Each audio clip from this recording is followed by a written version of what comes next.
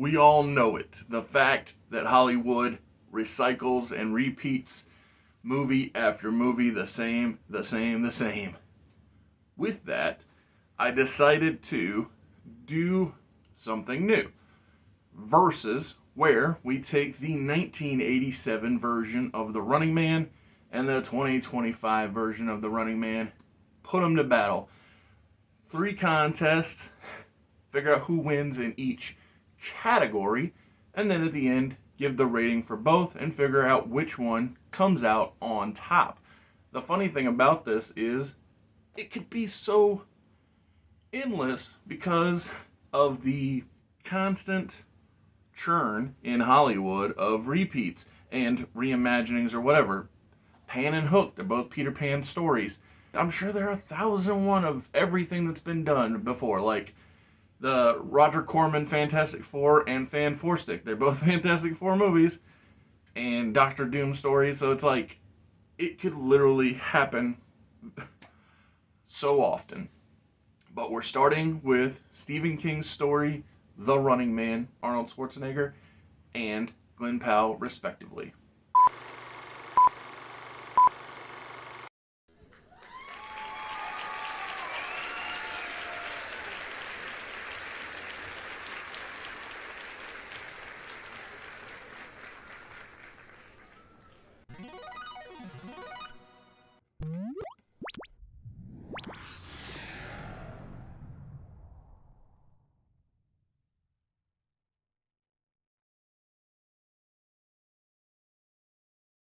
Both the 1987 and the 2025 Running Man films are both rated R. But the 87 film runs 1 hour and 47 minutes, whereas the 2025 film runs 2 hours and 13 minutes. To me, it's already leaning toward 87 just because I like a nice tight story. But we have 3 categories that the films were going to go one-on-one against each other in. Those categories are visuals, cast, and narrative. And then after that, we'll get to the final score and which one of the 2 Running Man movies wins. But when it comes to visuals, it's understandable that 2025 stands out over 1987 because of just technology in general. And I'll say another thing about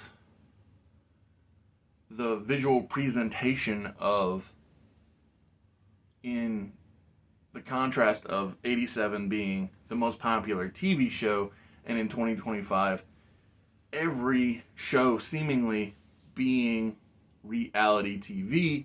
I think that the 2025 version feels more an evolution of what we know, whereas in 87, again, it was an evolution of what they knew. It was the American Gladiators or something of that form. And so with that, both fit within their times, but I just feel like 2025's evolution of what we know as TV was actually done, maybe, I don't know if cleaner is the right word, but, whatever.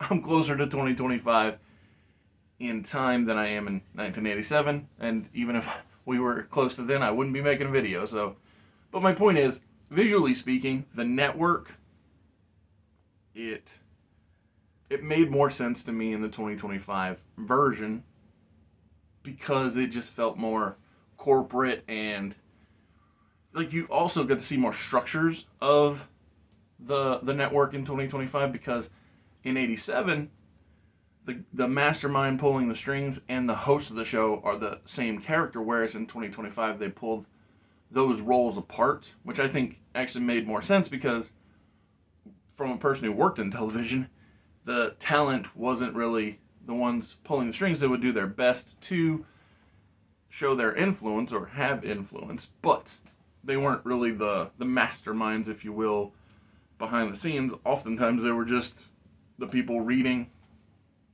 what was put in front of them. And so I thought that was a smart take from 2025. But yeah, visually speaking, watching in real time, and both films do this, but 2025's in real time changing what is going out to the public and what's actually happening was just so clean and crisp and easy. Whereas in 87, it was very clunky, but again, that's due to the technology they have to work with. I like the face mapping and the character swapping of 87, but again, it's just so much faster, smoother, believable, if you will, in the 2025 film because technology has just gotten to the place where it's smooth. Another major visual contrast between 87 and 25 is the tracking slash monitoring way that they do it. In Arnold's, it's very physical. He gets a shot in the arm and a needle stuck in his hand. But in 2025, it's just technology that Glen Powell wears. Both Ben Richards are being monitored on the regular and trying to avoid, in 87, people that are called stalkers, and in 2025, characters that are called hunters. But in both cases, they're being monitored by the network. The visual presentation of how they're being monitored is the major contrast between the two films. But I think visually speaking, 2025 can't lose. There's one aspect of the visual presentation I think 87 is stronger with, but I'll get to that in the next round when we talk about cast. But 25 in every other way other than how they present the cast of the stalkers slash hunters, 2025 does it better because of technology, because of being ready to present the ability to stop the people from stopping the runner. And so, yeah, 2025 wins visually speaking.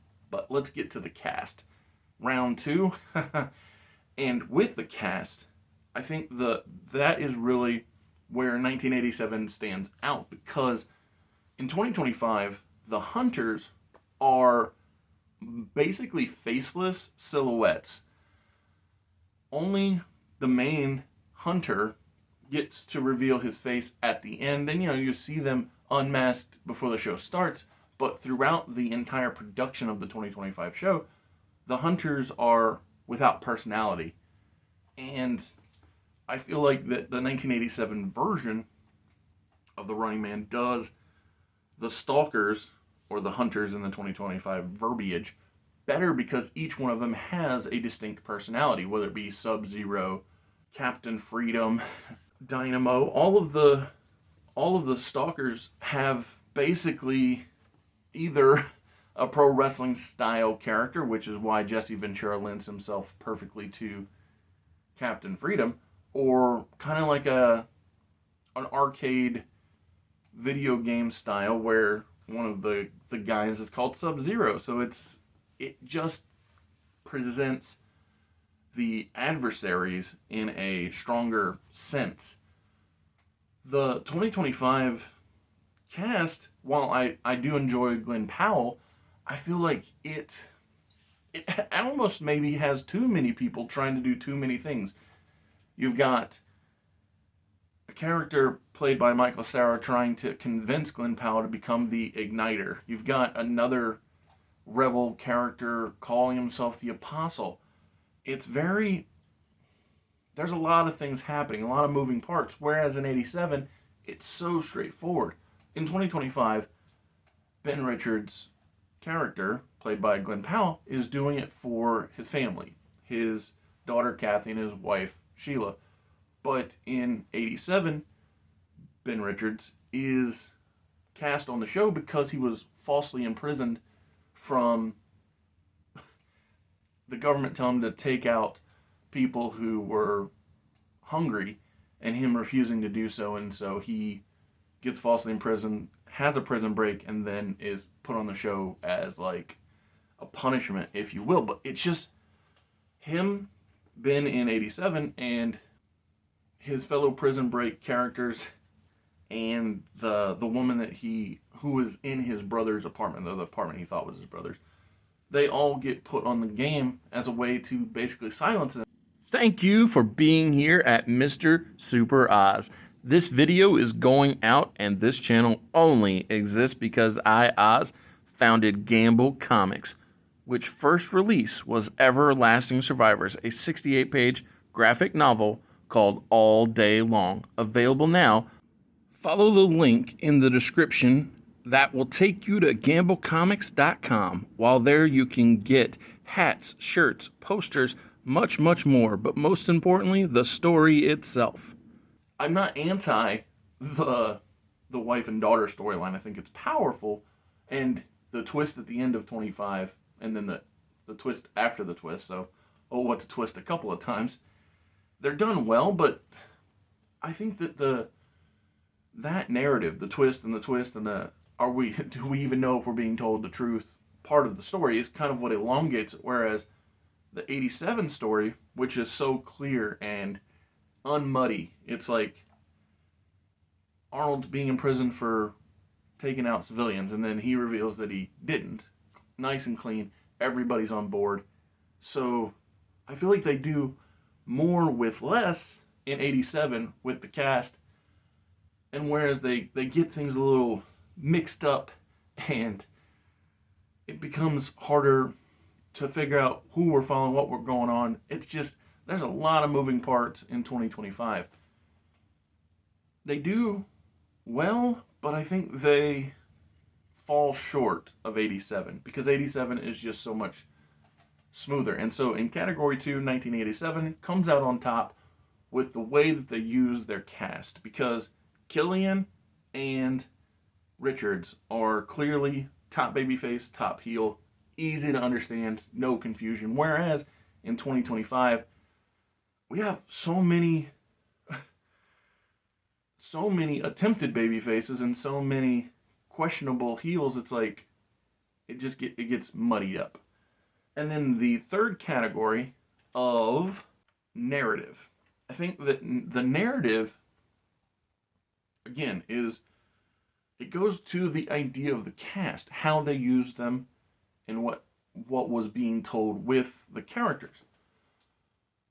I really, like I said, I like the twist, because there are like 3 separate twists in 25. One is, oh, we took out your family, so do what we say. And then on top of that, there's the twist of, oh, you think it's the first time that they've pulled this? No, they did that to me too. Which when it's revealed that Richards is offered his own show in 25, that's actually a playoff of 87 where Richards is offered his own show as well. But there's not the confusion of did they or did they not. It's just we know that the network did wrong to 87 Ben Richards, whereas in 25 we don't really know. And then when it's revealed in 25 that McCone was the first survivor, if you will, the guy to make it the longest, and he joined the bad guy side, and then he regretted it. It's like, did that really help? I don't know. And I certainly don't think that it helped so Ben doesn't choose to become Hunter number 6, which is good. That's fine.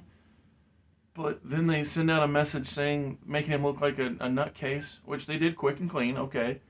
But we then revealed that what they did to convince him to take out the Hunters was also false. So, like I said, it's twist after twist after twist. So the narrative is like, and all of this is happening in the third act when it's like, either we're with you or we're against you. So what's the point of trying to extra get me on Ben's side? Either he's the good guy or he's not the good guy. I just felt like it was narratively too much. Whereas with 1987, narratively, it is smooth sailing the whole way. They tell you in text, here's how we got here in the year 2017, so that's funny.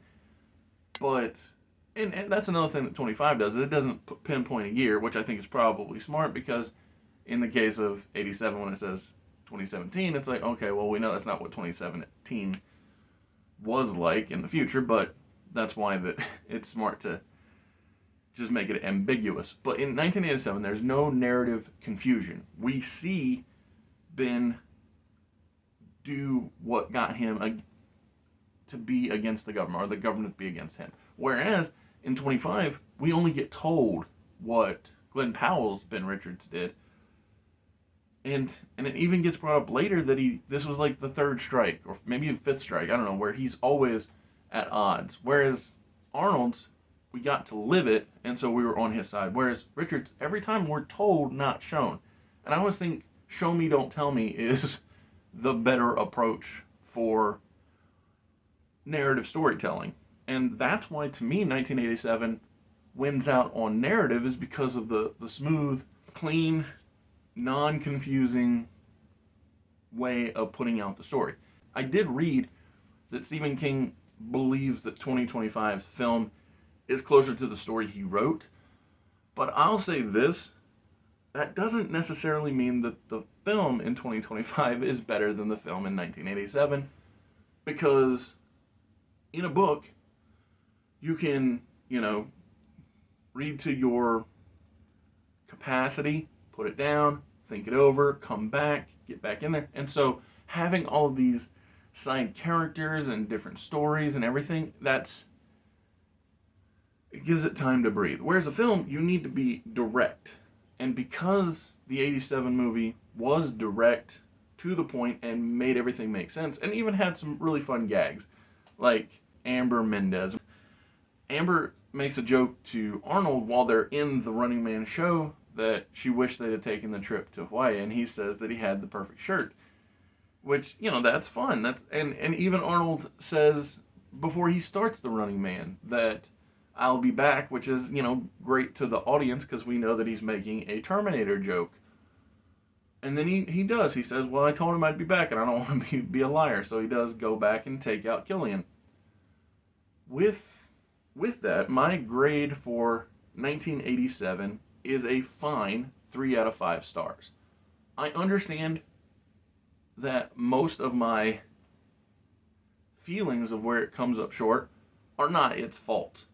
But where it excels is telling the story.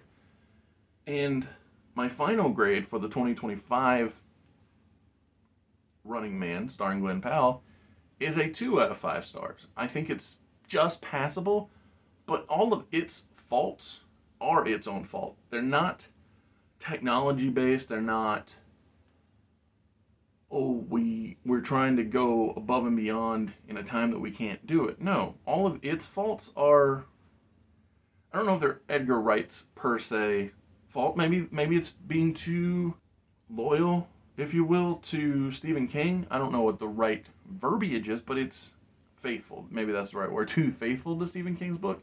Because I think that when you're making a film, you have to make sure you have a nice, tight, cohesive film. And if that means that, a subplot about hot dogs needs to be cut, then so be it. Whereas in 1987, there was no extra fat. There was just the Arnold story, and it all pays off. And I thought that is what made it the superior version of The Running Man. I definitely do believe there will come a time when I'll have Roger Corman's Fantastic Four versus Fan Four Stick, because that's too amusing not to try. But yeah, this could totally work for Total Recall starring Arnold Schwarzenegger and Total Recall starring Colin Farrell. There's just basically an endless supply of remakes in Hollywood. So yeah, I look forward to doing verses again. And perhaps we could even do movies that I've already reviewed on the channel, but just with a guest giving their opinion. Like, conceptually, do Batman 89 versus Batman Begins, which are both movies I have reviewed on the channel. But if I have a brand new guest, someone who hasn't talked about those films here, then they could do their version of the visuals, the cast, and the narrative, and figure out who they think wins of the two films. Yeah, thank you for tuning in. I hope that this was as fun for you as it was for me. And yeah, let's keep up the fun.